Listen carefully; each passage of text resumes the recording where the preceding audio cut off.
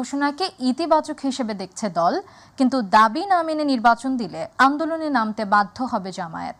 দুপুরে জুলাই ঘোষণাপত্রের ব্যাপারে বাংলাদেশ জামায়াতে ইসলামীর আনুষ্ঠানিক প্রতিক্রিয়া জানাতে প্রেস ব্রিফিংয়ে এসব কথা বলেন তিনি।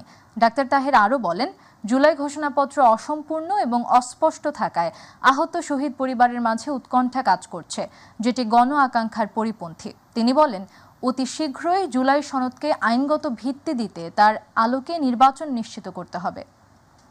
আমরা বলেছি যে নির্বাচনের যে তারিখ ঘোষণা হয়েছে এটা আমাদের আমিরে জামাতের যে টাইমলাইন বলেছিল সেটাকে এটা স্যাটিসফাই করে এবং আমরা এই নির্বাচনকে ইতিবাচকভাবে দেখি।